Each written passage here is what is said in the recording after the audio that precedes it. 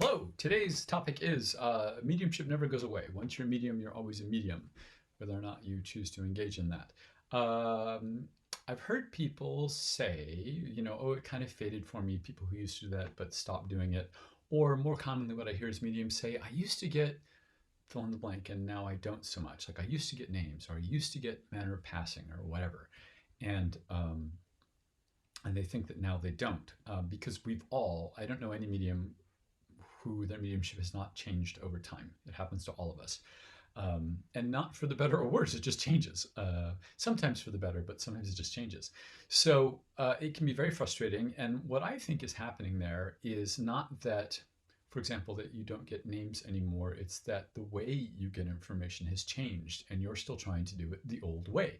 So for me, names in particular have changed a couple times. I initially would see a bunch of people in my head that all had the same name, like every Debbie or Deborah I've ever known. And so the person I was connected with was a Debbie or Deborah.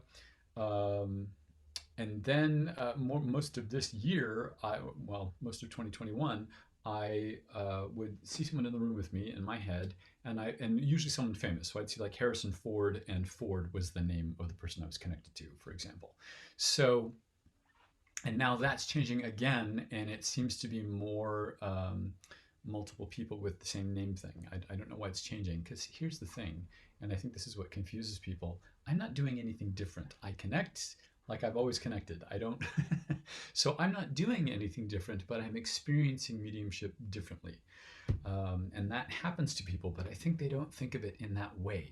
And so they think they've lost something, and really, I think they're just trying to do something the same way they always have, and it has changed for whatever reason. So in the beginning, and by the beginning I mean the first 2 years that I was doing this, I was all over the place. How I would get information, all over the place, which wasn't bad. It's just less unsettling now for me to do a reading. So now when I connect, I pretty much I get sort of things immediately, consistently, like the gender, side of the family, or if they're not a relative, whether they passed suddenly or had time to contemplate their own passing, which usually means illness. It's not like I have a check mark in my head, a check mark list, um, but they do sort of hit a list in my head of things, and this, and that's fine, but I don't know, I'm experiencing changes right now. That's why I decided to make this video, because I'm in one of those phases where things are changing for me again, and part of me thinks, can we just settle and do it the same way all the time? That would be great. But I think that's not what they want for whatever reason. So I've said in other videos, you have to do mediumship your way. There are some teachers that insist there's only one way to do mediumship, or there's a best way to do mediumship. I completely disagree with that. And now, as I was coming up with this video, I thought, oh, maybe I need to amend that to say, instead of do it your way, do it their way. Because they're the ones, I really feel like it's them. I don't know who it is, but they're the ones changing things. When things change, when how you experience mediumship changes, I think it's them as much as you, especially if you don't think you're doing anything different than you always have.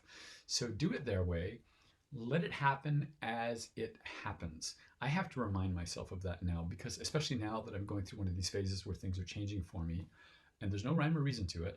I've never been able to find any commonalities or patterns in the way my mediumship changes, in complaints I've heard from other mediums about how theirs has changed over time.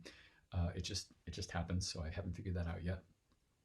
But I have to, at this time, deliberately remind myself to let it happen as it happens, and that's good. Not expecting is a good thing. I also said in a different video, the first time I ever connected with an animal, I was connected with this really strong, vital, healthy person being.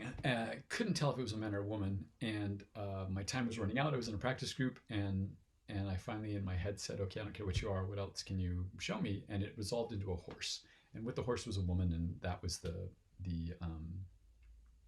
sister of the person sitting in front of me. And so um, but I had been expecting a person, expecting a man or woman, and that's why it was so hard for me to make sense of what I was getting. So your own expectations certainly will get in the way, but you just have to let it happen as it happens and stop. I would say the one thing not to do is to think, oh, I'm losing this thing, like I'm losing names or I'm losing manner of passing. Don't think of it that way. Think of it as changing, and you have to find how they're giving it to you now. And I don't know why they change that, but they seem to. That's probably the subject of another video if I figure that out.